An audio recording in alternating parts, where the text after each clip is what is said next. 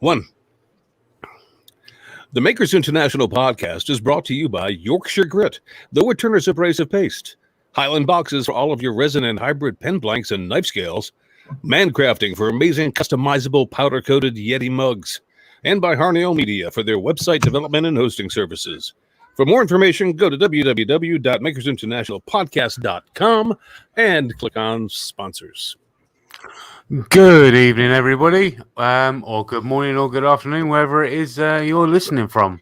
Welcome back to the podcast. Today with me, as always, Mr. Chris Cute. Hello. And returning again, Mr. Dale Kirkwood. Me. Yes. And also returning back, and also on a permanent basis, Mr. Jake Thompson. Hello, y'all. Oh, it's all right. It's not all right, Amia this time. I had to start something new. So yeah, there's both Dale and Jake are hopefully going to last a little. Hopefully, going to last a little bit longer than some of the other temps we've had on. Chris, What? uncover that lovely face of yours. I'm still here. We have a random question. Can I get to it real I quick? was just about to ask that. So yes, Chris, is there any random listener questions? Why, yes, Jamie, there is. I have one to this week. Can I answer it? Can I ask it now? Yes, go for it. This is directed totally at you from me. Oh, Dagnammit. There you go. Good job, Jamie. You're learning. Given the gentlemen that are surrounding us today, what in the hell were we thinking? All right. 5 years ago, when you, Chris, when you, Joe, and Richard and Alan decided to put on this shindig, and then was like, you know what, we need some bit of fun in this podcast, and come running and begging to me. That's what we did. I don't know. That's what it was. That's what it was. So, and then I called Berkey, and he was like, I'm not getting involved. Like, you got to do it. So, and I asked that question with the utmost love. It's just that if these two are going to be permanent now, then the gloves are off, boys. I mean, because I'm going to catch hell in the future. I know it. So, sorry. The kit gloves that I would normally go, and please welcome Dale, and please welcome Jake. No, now it's what the hell were we thinking? So, okay. There we go. That's the only question I had this week, Jamie. But I'm glad. Well, I've got a random question. I have to ask a random question. No, which season? Which season, Jamie, are you going into with that hat and beard of Peaky Blinders? I mean, what's going on there? For folks that are listening, Jamie's wearing a very stitching hat. I'm probably going to season 1 because Season 1, quite short at the sides at the moment. Yeah. Yeah, I'm going for the Jay Rivera look. Just like I ain't started talking for the Bronx at the moment because it's a bit of a PG show. So Don't tempt me, or I'll put mine on. Anyway, next week I'll wear my hat. So yeah. So have you got a random question as well, Jake? No, I'm just happy to be here, part of this thing. You're so full of. Can we check what was on that tea? I mean, seriously. Oh dear. He claims he doesn't drink. I'm thinking he should start, but that's okay. So I'm gonna start off with a quick question before we get to the ever lovely questions from Mr. Pugh, which is we've got a couple from him, 4 to be precise, that I've picked up on. So either one of you can answer first. Do you remember your first appearance on the Makers International podcast? Because you've obviously both been spotlighted before. And have you got any recollections of your first time? Was you nervous or anything like that? Go ahead, Dale. Yes, I do. I have one thing I remember very very, very, very strongly about it, which was my microphone was hideously quiet. I feel this is a bonus, and I should repeat that now and turn my mic all the way before I put my foot in it into the rest of the show. That was about the only thing I remember being, oh, God, this sucks. You know, is this mic so quiet? Chris is giving me a hard time. Oh, man. That's my enduring memory of the first episode. So I was I was super nervous anyway because it was the first podcast I ever been on. And then if you guys remember the casket I made for the wedding ring, Yes, I do. a few days before that was the start of that. So I was super nervous because I had advertised, hey, it's going to be at this time or whatever, and it wasn't nice yet, I guess. So all anybody had to do was just go to the door and just beat on it, and I would have looked dumb. So I was super nervous for that, and then super nervous because it was my first podcast. But I was grateful, and it kind of opened up a lot of doors for me, believe it or not.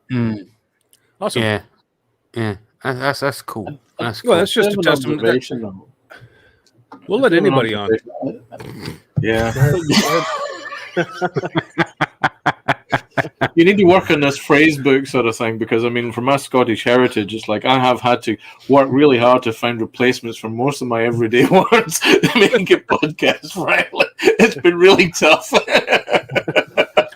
Welcome to my world. Welcome to my world.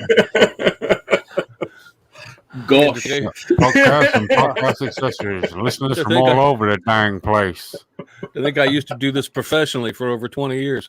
And then when the mic went off, the trucker mouth went on. Because, I mean, Dale, I have grown up with that kind of language my entire life.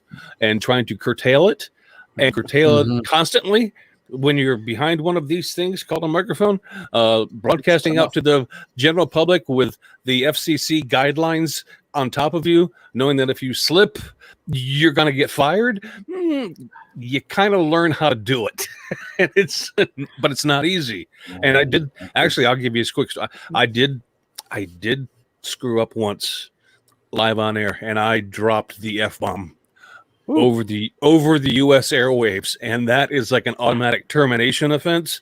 And thankfully, none of my superiors were listening.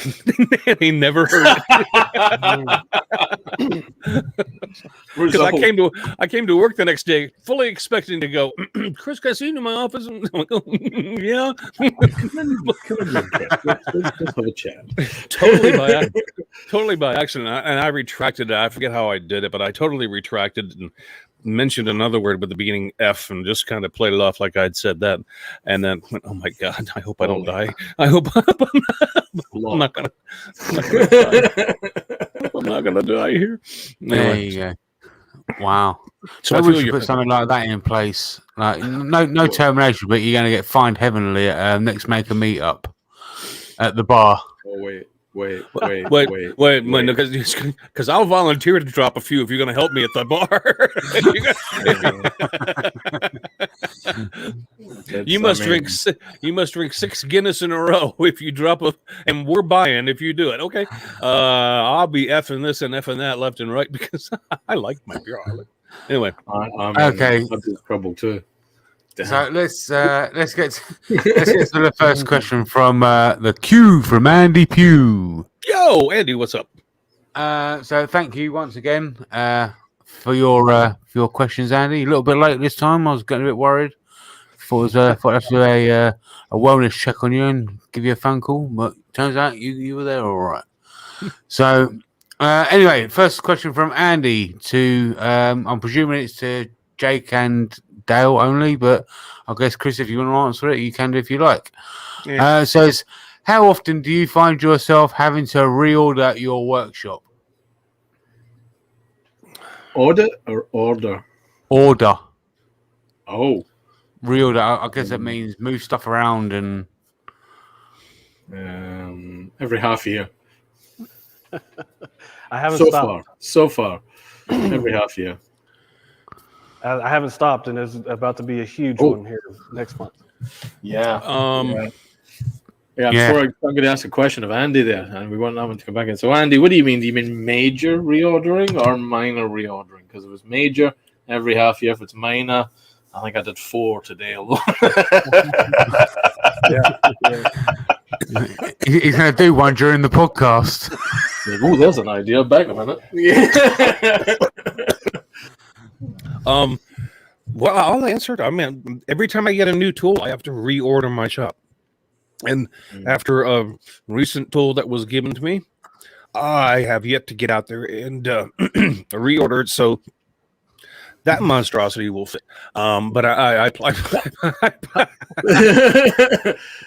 plan on finding its place sometime relatively soon. So whenever something new comes into my shop and I have to go, where in the heck am I going to put this now? Because I barely got much room in my shop as it is. And no matter what Richard Morley used to say, I don't have a huge shop.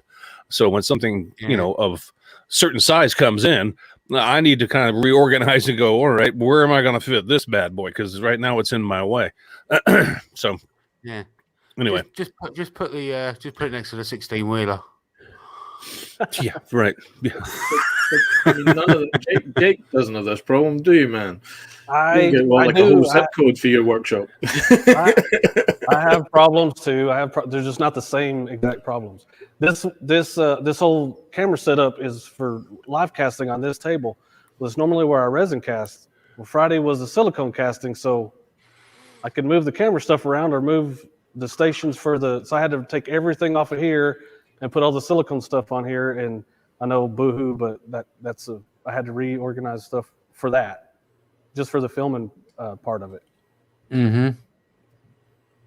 I know nobody cares about my problems. Nah. I make the joke that I'm going to build a railway station into my next workshop. I mean, I make that joke. You need a railway in your workshop. A shuttle service. Jake has what is known in the maker world as a first workshop problem, as opposed to a third workshop problem, which means Jake has plenty of room. So my pity for Jake is, I'm sorry, it's less than thimble size. It really is. It's really less than thimble size. There's a question out in the chat from Scott the Blue Light Turner. And we do this when we get back to Andy's questions. He says, "What is your next tool you want to purchase for your workshop?" You first, Jake, on that one. I think it's going to be a bigger CNC, but it might be a while. Okay. Because you're obviously getting the resin room done and all that lot first. Well, first shop problems. What I tell you? There's So when you don't have room to build a room inside of a room. Yeah, I know I have big problems, but it's going to be fun. It's going to be cool, and the end result's going to be good for watching. It's going to be like a TV show. They're going to have fun. Yeah, it's going to be great. Got a lot of big plans for Jake's workshop. Jake Blanks. Champagne room and everything. Hashtag Jake Blanks. Champagne room.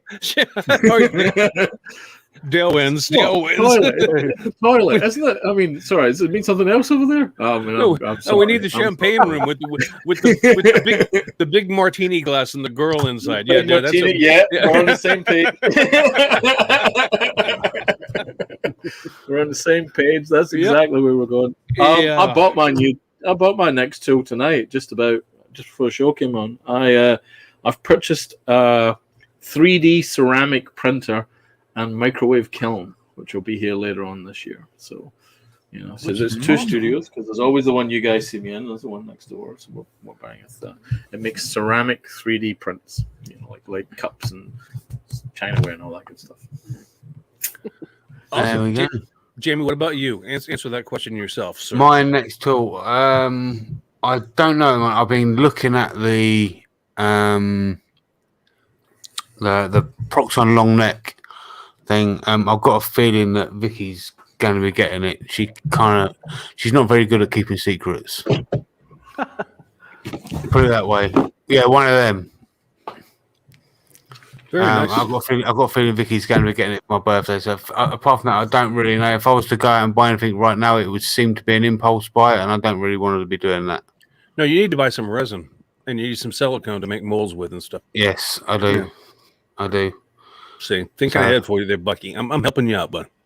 My next tool is going to be a jointer. I gave my old jointer away. I actually need a new one. Mm-hmm. Okay. So you gave away a broken one to injure somebody. And to No. I had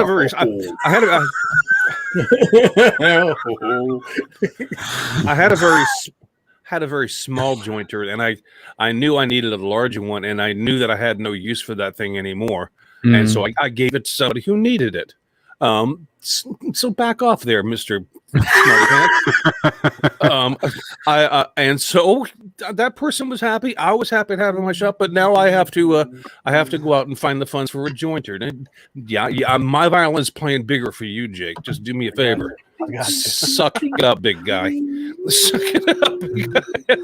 But would this be just a jointer or a joint and a thicknesser? No, a jointer. I already have a thicknesser, right? Because I don't want to belabor the point, but everybody knows what the price of wood is today. And I happen to be relatively somewhat knowledgeable on how to mill my own lumber, and I happen to live in a forest, so I intend to save some money, but I need a jointer and actually to make things 4 square. So that will be my next endeavor, because it's not just it's not just I want to have because I think it looks cool. It's like there's a practical use for having one. Especially I have a vision of Chris dressed up like a scene from a Monty Python sketch going, I'm a lumberjack and I'm all right.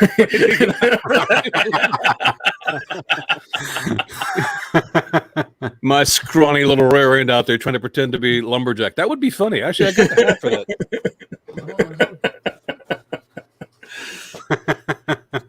That was a good photo. Hold on. Oh, here we go.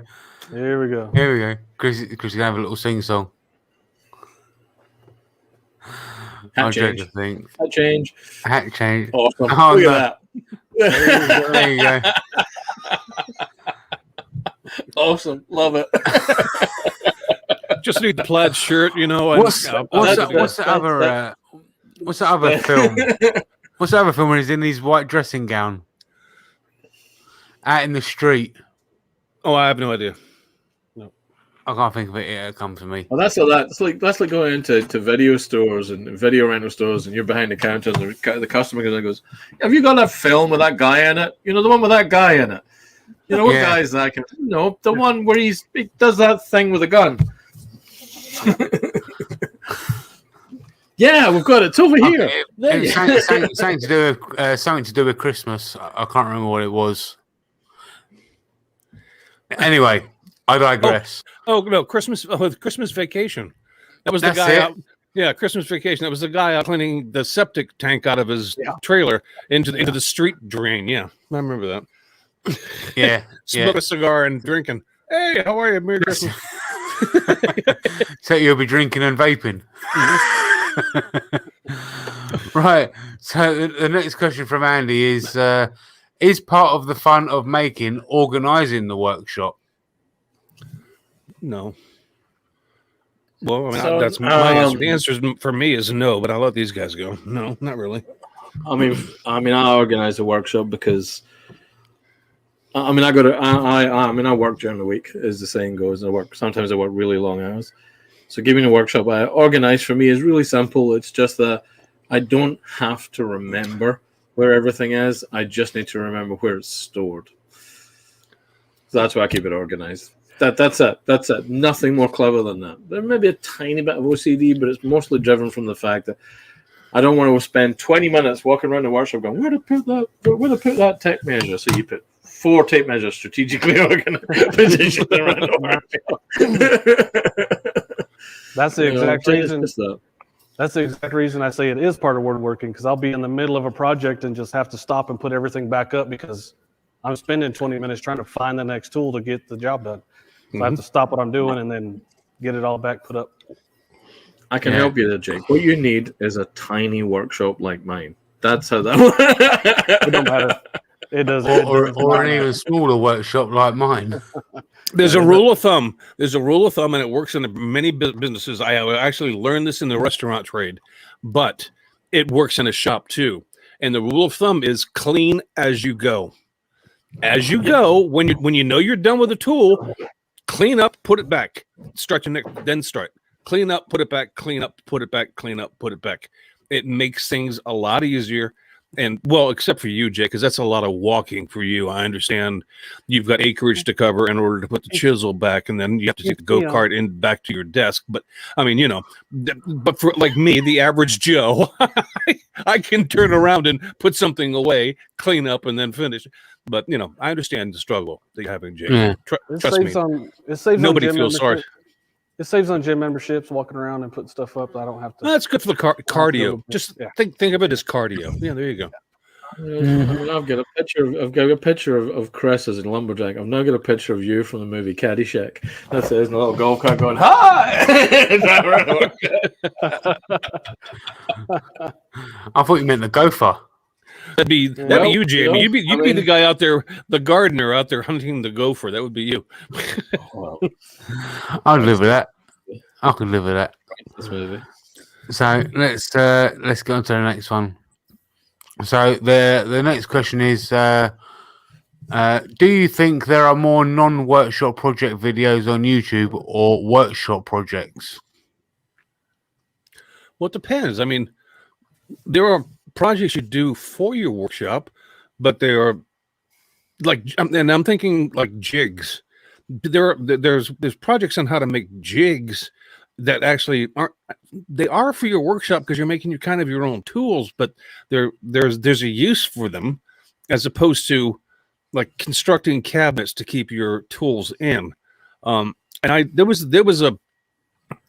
was a surge of a lot of those, and it was around the time that Jay Bates made his miter station.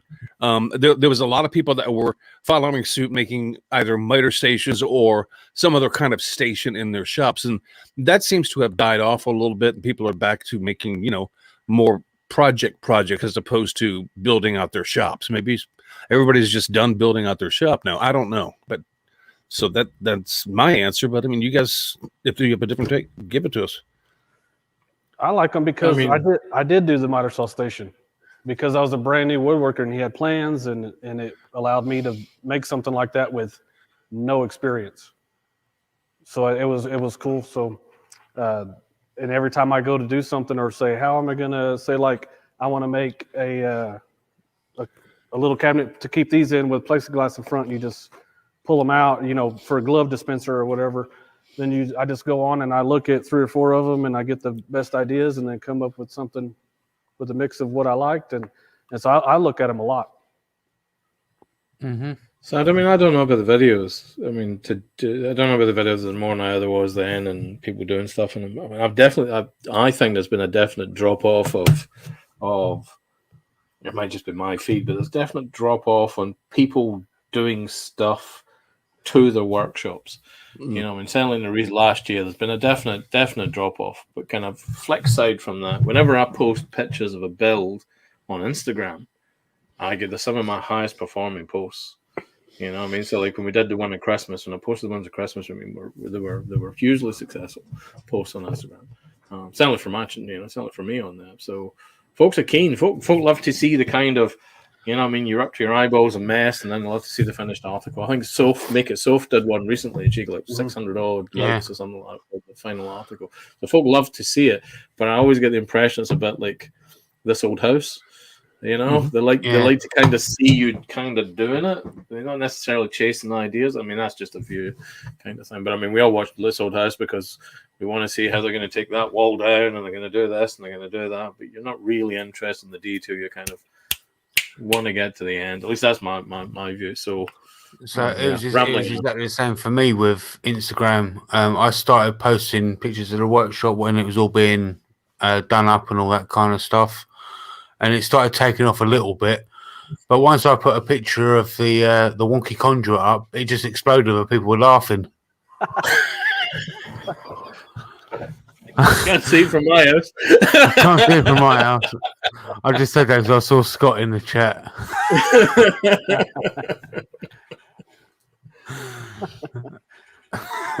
I mean, like every time I've done a series of posts on a modification, particularly a big one in here, they do really well. So I sort of think that it's, I guess, I don't know, Jake, maybe your point. Folks like to sort of graze for ideas. Yeah. I mean, they kind of like to harvest, have a bit of a look around, and well, that's a good idea. That's a good idea. That's a good idea. Before the settling in, and I mean, nothing very little in my place I've built from plans online, but it's because I've no space. You've got to be inventive. But let me ask a separate question. Have you ever made a video along those lines solely because you know it would be popular? No.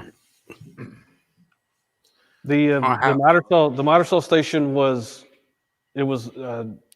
relatively new on Jay Bates, and it was nowhere near as popular as his, but it helped me. It didn't blow up or anything, but it definitely got more traffic than what I was normally doing. Was your intention in making that to get those views, or was it just because you wanted it?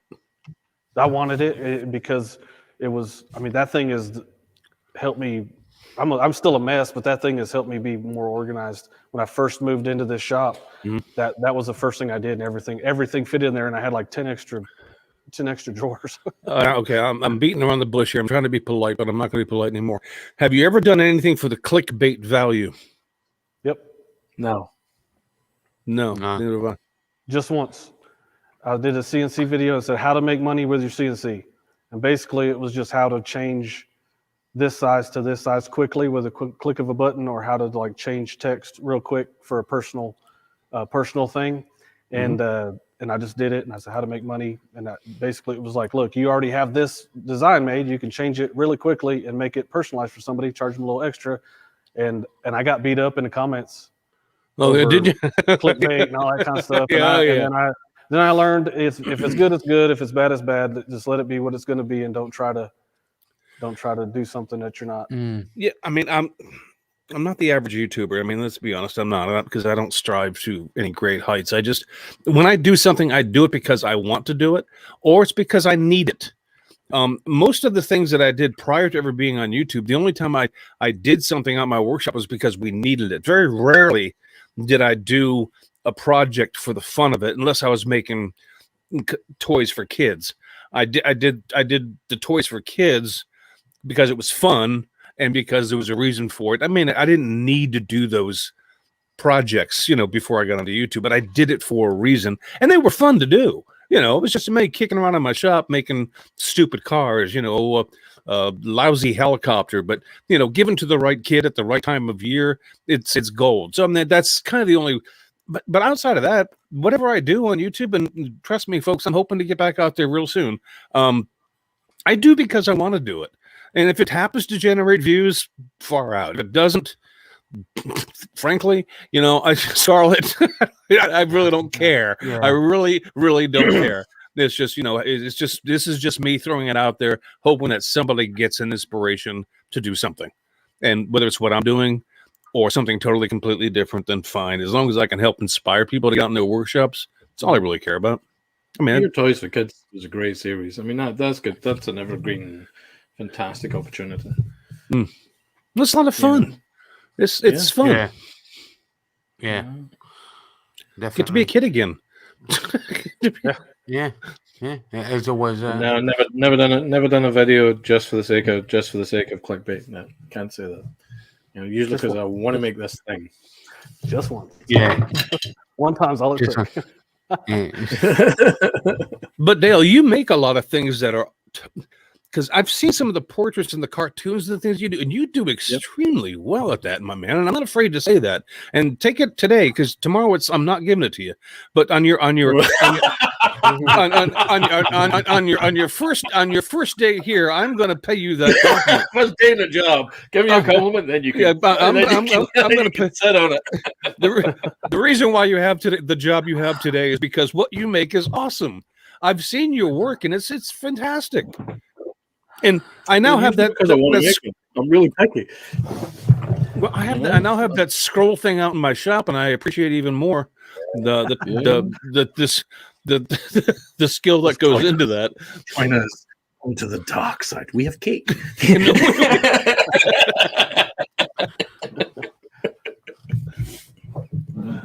It's good stuff. No, but that's a different thing. I mean, what it did trigger, though, I guess, is the workshop has evolved around YouTube, though. I guess that's true. All of a sudden, you make choices of layout because of YouTube, which is different. I think. Gotcha. I think it's different. I haven't done that Thinking either. behind you. Probably ought to think about that at some point. I haven't done that either. But whatever. Okay. Excuse me. Other than hang a sign on my, corkboard. What about you, Jim? Have you ever done a video just for clickbait value, just because you need to get views on it? Yeah, I did a video about the a year in review with Dale, and I thought Dale's zero. I'm going to use his sexuality to gain views.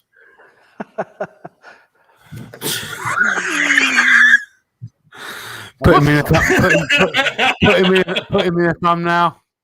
Yeah, it's a couple Yeah. You went after a very specific audience if you were using me for that. Very, very finite audience kind of thing. Yeah, it was a flop. Someone else should get more views. That's all I'm saying. Yeah, it was a flop. No pun intended. You need to get that. You need to get that. You need to get a picture of Dale doing that Tony Relu pose. There you go. Oh my God, that would be hilarious. What questions you got left? What questions you got left there, Jim? We've got one more question, and it says, "What YouTube projects should be illegal?" So I probably know the answer to this. I'm gonna start off and say all of the projects Jake's made, including money, because he gets told so. I get killed on those. Not on YouTube so much, but everywhere else. They want me to die. But the table's made, man. I don't know what you want. Because you shredded up some dollar bills and because you put some pennies in something, and somebody wants your life because of that. Yeah, come on, give me a break. Give me a break. It's not like you shredded up the American flag. I mean, come on. It's coinage, people. It's his coinage. Yeah. First of all, it was your money, right? Oh, yeah. And what hard-earned money. And what you do with your money is your business, correct? Mm-hmm. Okay, but then suck it. You could have fed 5 kids with that. You realize that, Jake? 5 skinny kids. Well, then, take it up with the guy who lights up a cigar with $100 bill, all right? You see those guys doing that just to be, badasses. They roll up a $100 bill, light it on fire, and light their cigar with it and throw it in the ashtray. Yeah, so, trust me, there are more worthwhile causes you guys ought to be out there championing than bugging my buddy Jake. Jesus Christ. Yeah. Forgive my French. Yeah. Now it holds the money ball holds my rubber bands. It has an important task in life. Holds my rubber bands.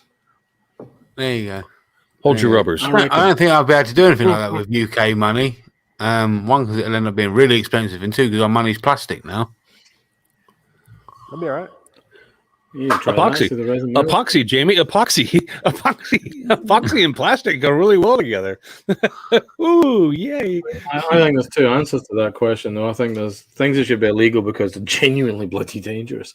And then there's the answer I want to give, which is slightly more tongue-in-cheek. Anything that involves sponsoring or promoting the use of Marmite as a positive influence in the world. That's what I think. Anything that involves the sponsoring or promoting of Marmite or the desecration of Jaffa cakes should be illegal. I mean, that's where I'm going on this one. The Marmite thing, I'm in there with you, Dale. I'm your running on that. Yeah, good man. Vicky tried getting me a personalized jar of Marmite for my birthday, and I was like, hell no. Horrible. I neither A, know what Marmite is, nor B, obviously have I ever had it. So it's yeast extract. It's called Vegemite, like that old song, Vegemite sandwich by Men at Work. Yeah, mm-hmm. Yeah. Same stuff. Horrible. Yeah, vegetation seepage. Yeah, doesn't sound anything involving that. No. Doesn't sound really that all appetizing. So yeah, okay. I mean, I would give it a try. I mean, I'll try anything once, but. Andy Pugh says, "Imagine Marmite Jaffa cakes." You're just evil, Mr. Pugh. Remind me to say that to you when we meet next. Yeah. Look you dead in the eye and say, "Damn you, Pugh! Damn you!" That'd make a good T-shirt. Damn you, Pew. Hashtag damn you, Pew. Damn you, Andy Pugh. That's our next T-shirt coming out with a logo on it. Damn you, Andy Pugh. Damn you all to hell. Does he? Speaking of the queue, man, does he have any more questions left, Jimmy, or have we asked them all? We've asked all the questions at the moment. So if anyone else has got any questions for direct for Dale, direct for Jake, or either me or Chris, or all four of us have collective, just write that in the chat and we'll get them read out. All right. Well, while they type away, I have one more question. I'll turn the tables because obviously I started the show by asking what were we thinking. I think it only proper to ask Jake and ask Dale. What the hell were you thinking about joining when you joined this thing? I mean, well, obviously there was a reason for you to say, "Sure, I'll subject myself to this every Sunday." So, what was it, Dale? I mean, you've got kind of a snide look on your face right now. Is it payback, or what are you looking for? At this moment, kind of thing, I'm balancing. There's like an angel and a demon in each shoulder, kind of having an argument, kind of thing, and arm wrestling. And the truth is, you kind of come out. It's going to come out kind of on the angel side a tiny bit. Makers International podcast has been a feature in my life for about 2 years, one way or the other, as an audience member, and the times before that I was privileged to be on the show. It's like a fantastic opportunity to work with you, Chris, and to work with you, Jamie, and have some fun and be part of something that for a lot of people it's a big deal. You know, it's a big deal on a Sunday night. So yeah, totally. I mean, for me, it was like, yes, let's do that. Do that now. Do that now. Do it now. Do it now before you actually think of a whole bunch of really good reasons for not say yes. And that's kind of it. You know, I mean, you know, smoke blown where it's appropriate, kind of thing. But you know, yeah, that's the truth. Well, I'd like to thank you for that, Jake. I mean, Dale. See, I can't even get your names right. But Dale, well, you call me Jake. No, Dale. I'd like to thank you for that compliment, Dale. I just want to let you know that and assure you that those compliments will buy you nothing in the future. I'm aware of that. Today they will. I'm aware of that. The first day they will. Jake, what about you? Because I mean, and I'll give a quick backstory for Jake. Because when it was just Richard, Jamie, and I, we were trying to get Jake on with us back in, maybe like October, I think, Jamie, was it when we first decided to start talking? Something like that, yeah. And obviously, Jake was being the cautionary man that he was. Waited until April to make a decision. No, I'm just kidding. That's not true. Seriously, Jake, what? Well, the first part was. The second part, maybe not so much. What inspired you to join this thing and give up your Sunday evenings or afternoons? So the first reason is it's fun, and I've been on several times. I'm a little crazy, I'm a psych patient. It's fun and it's a good time. You're hanging out with your buddies. The second reason is probably more important. The first one is this podcast gave me my first gave people opportunity to see me. I wasn't growing fast. I had a lot of videos out, and it was hard to get eyeballs on me. And this was the first glance into helping. You guys helped me out. And then, so now it's kind of going somewhere, and I'm doing it full time. So if I can get on here and find other people that were in the same shoes as me that just need a couple eyeballs, they're doing cool work and they're working hard. If we can get them on here and get a few eyeballs in them and give them some confidence and make them know they belong in this community, I'm all in. Awesome. Yeah, there you go. I like his answer. Pretty much what this podcast has always been about. Pretty much what this podcast has always been about. Because you'll notice, I mean, we have had. We never spotlighted Izzy Swan. We've had Izzy on. We did have Peter I almost said Peter Gabriel, Peter Brown on. Don't give up. Salisbury Hill. Peter, the next time you're with us, you have to sing. I mean, we've had some what people might call big names on with us in the past, but we've shied away from it. We've never had Jimmy DeRest on, and Jimmy's a friend of mine. I could get Jimmy on anytime we want, but we've never done it because that's not what we're about. Yeah. It's the men and the women, the boys and the girls that kind of need to when the time permits, allow them on the podcast and get them on here and let them share with them in the world. Because, I mean, everybody knows what Jimmy does. And if you've ever followed Jimmy and if you've been a fan of Jimmy for a while, you already know what his story is. So what's the point? Jimmy doesn't need our help. And plus there's nothing new to learn there because we all know it. So let's find some new people and find some new stories and make things interesting and do it from around the world, not just the US, not just the UK, from around the world. It was super, super cool to do the podcast. And then I'm a small channel and I'm trying to grow and it's struggling. And I go to work the next week and go, man, I was on a podcast. And then it gives you so much confidence to know, like, hey, man, somebody thought what I was doing was cool enough to be on a podcast. So then you take another step in how you get out of your comfort zone and try the next project and try to get better every time. It's a huge confidence booster. And I'm like living proof of that. Awesome. Yeah. What's your favorite resin color, Jake? Caitlin wants to know. My favorite color in general is green. Any green, I don't care. That's what you may be the only person I know who has answered that question with the color green. Yeah, they say geniuses pick green. Well, there you go. Well, we just dispelled that rumor. No, I'm just. I've never. God, are we really going to go down this road? What's your favorite color? Are you a Scorpio, a Libra? No, we're not going to go down that road. We're not going to go down that road. But I am going to ask. I am going to ask Dale because I'm curious. What's your favorite color, Dale? I think red. To be fair, I think red's it. I think red shows up a lot in what I do. Red, definitely red. My wife will tell me it's blue looking on my shirt collection, but no, it's definitely red. The Beard Time 16 says he should invade us. Okay. Invade us. The Beard Time 16 invades the Makers International podcast. No, we don't want you on here.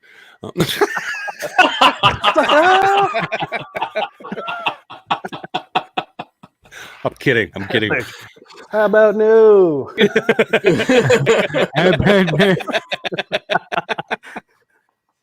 Oh, that was wrong. That was wrong. I'm sorry. I'm kidding. I hope you know that. I joke. I make a funny. I make a ha. It's okay.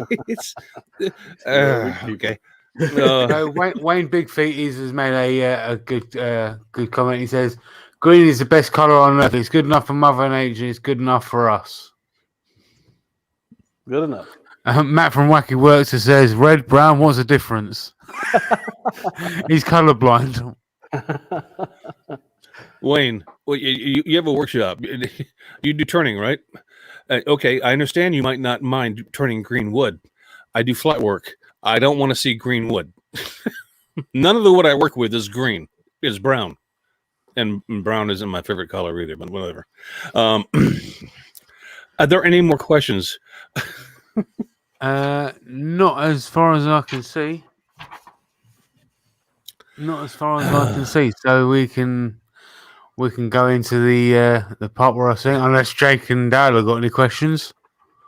Yes, you must have questions. If you're here, you must have questions. Like, what are we doing, guys? I mean, where is this going? Many of them will be answered looking in the mirror and they go, "Why did you do that? What did you think? Yeah.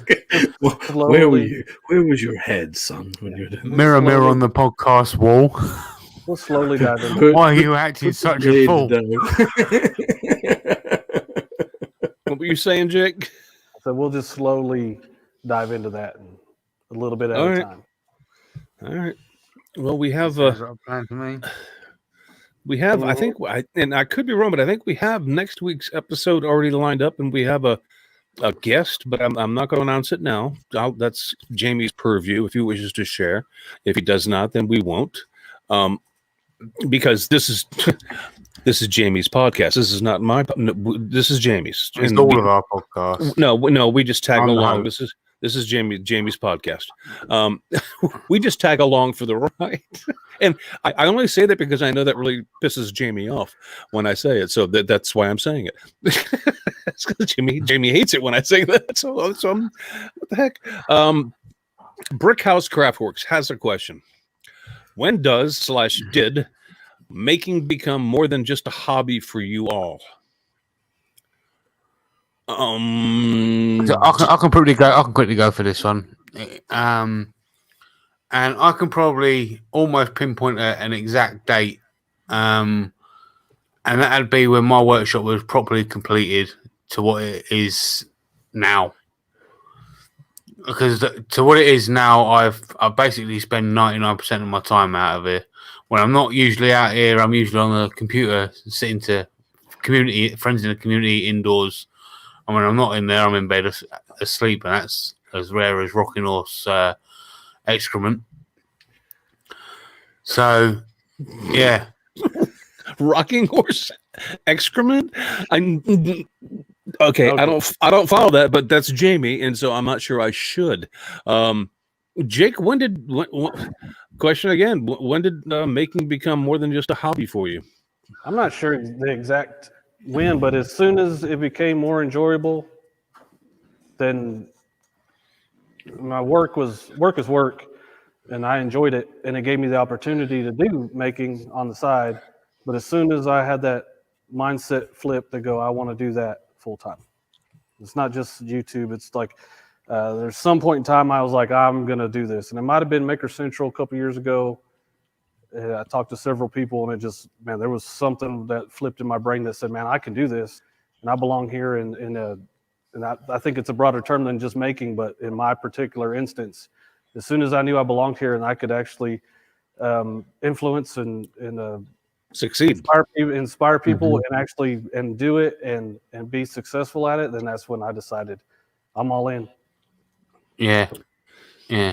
One of the mantras that Jake kind of goes by is it's okay to say no. And I think that could be helpful to help you enjoy making as well. Yeah, I get people all the time. I tell 10 people no a day, at least. I will answer. I do what I do in the shop, and if they want me to do it, I get people asking me to do custom stuff all the time. I don't. Maybe one day, but not today. It needs to be fun. It needs to be. I have a schedule of things I want to do, and I don't want anything to be not fun. Yeah, I'm gonna jump ahead of you real quick because my answer is gonna be short and sweet. My woodworking has always been just a hobby. And I there's never been a point in my time when it hasn't been. So to answer your question, there was no point in time because it's always been just a hobby. Now, if you stop and think about things, gentlemen, boys and girls, ladies, there are people that spend their time. Some people spend their time out on golf courses every weekend, dropping a couple $100 on greens fees and drinks and food afterwards. And there are other people who find other avenues for their leisure time. And that costs them money as well. My workshop costs me money. I don't make money from my workshop. My workshop costs me money, but it is my hobby. Much like somebody playing golf every weekend, each Saturday and Sunday would be their hobby. This is my hobby. I've never tried to turn a profit with it. I have in the past made some money just because people needed things and were willing to pay, but I've never marketed myself as being anything more than a hobbyist because honestly, I don't consider myself to be any more than a hobbyist. I just try to be the best hobbyist I can be. That's all I do. So the answer is I've never had that point where it changed. So Dale, what about you? I mean, I echo your point of view 100% on this one, Chris. I mean, I kind of look at the makers community through a couple of different lenses, but the one that what I gravitate towards is the idea is this isn't work, and the day it becomes work, then it's lost its true value to me. It has to be something that's fun. It has to be something I can relax. If I'm getting uptight, I'm getting frustrated, or I'm having to do stuff blah blah for people, against that, I find that then then it's no longer a hobby. That's work. It's just work. You've got a second job. So no, it's a hobby. It hasn't moved beyond it. And the day it does, I better hope I'm not doing my other day job because that's just taking over. That was a great question, though. By the way, thank you for that. Yep. Jamie, I think it's time. Yeah.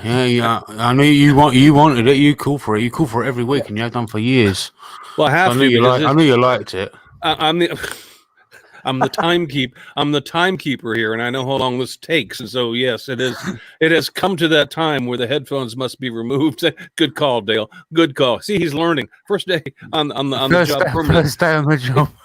First permanent. It's time for Jamie's page. Thank you. Right. So the first bit of news is Claire's Crafty Corner has reached yet another 1,000 subscribers. She's got up to 37,000 now. Good. Wow. I've run a YouTube channel. So well done, Claire. Awesome. That's awesome. I've got a premiere coming out in 38 minutes. Caitlin the Cat's got a premiere coming out just after me at 1:30 the hour. So that's it for that little segment. So my wait, Jake, Dale. In case you're not aware, Jamie's going to plug We himself know. at some point. At some point during this podcast in the future, every time we do it. So anyway, go ahead, Jamie. I'm sorry. my shout out. I saw her for the first time on the Arbitech live that's been going on over this weekend. A little fun fact: Arbitech, that live is the whole reason behind the Virtual Craft Festival. So Arbitech did theirs, which got Easy Wood Tools to kind of do theirs, and we in turn, Carl and I started the Virtual Craft Festival, and then of course brought Dale on board to do a lot of work. He probably does more than I do now, if I'm honest. But anyway, I digress. My shout out goes to a young lady that makes some wooden toys and decorations. Her name is Jolene Breebles. I want to say her last name is. Does some really fantastic work. So the last one she made was James Bond's Aston Martin's DB5. Wow. Wow, that's a cool car. Yeah, so she does some really detailed toy cars and trains and planes and automobiles. It's like a movie, isn't it? But yeah, it's Jolene Breebles. It's a great channel. Definitely go and check it out. Awesome. Well, I don't care. Jake, Dale, go. Whichever. Mine is kind of like this show going back to the beginning. The beginning of my resin casting was Zach Higgins. He does resin casting and resin casting accessories. And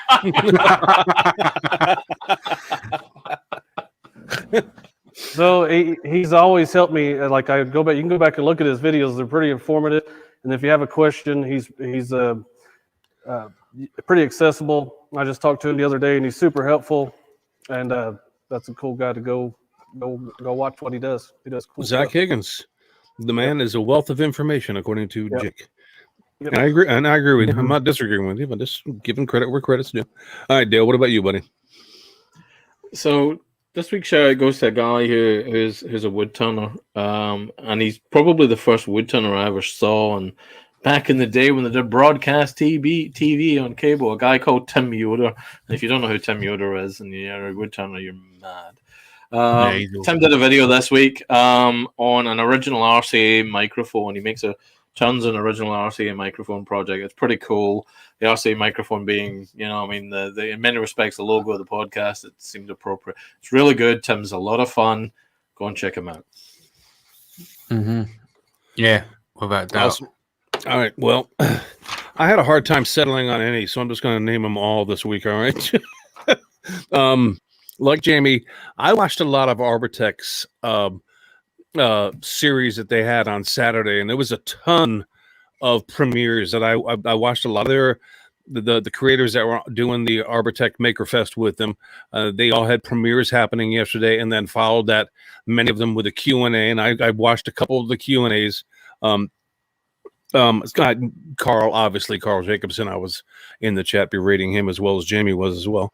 You tried banning me from answering any questions. I know he banned you from asking any more questions. It was great.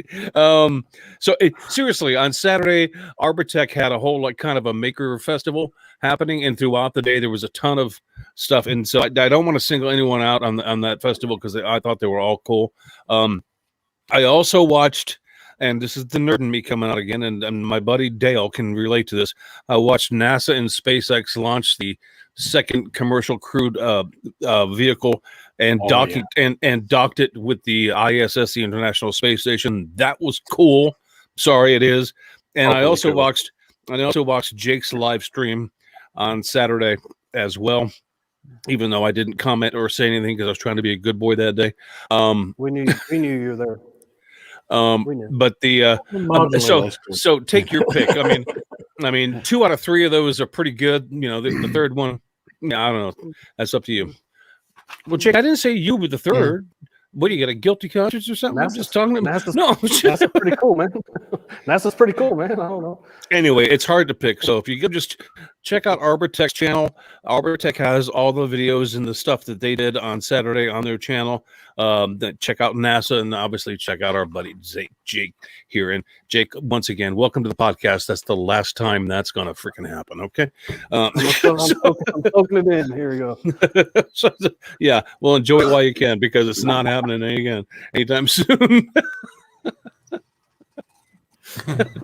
Okay. Now, on that note, obviously, like Chris just said, Jake, Dale, you just signed your own death warrant.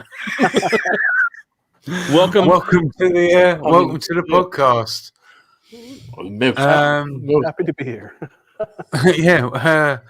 So up next, on next week's show, we will be sitting down and talking to Matt from Wacky Works Workshop or Woodshop. I don't know, I've got your sticker there somewhere. Matt, we'll be talking to next week. So yeah, if you've got any questions for Matt, what we do before we go live every week is there'll be a page over on the Makers International Facebook page.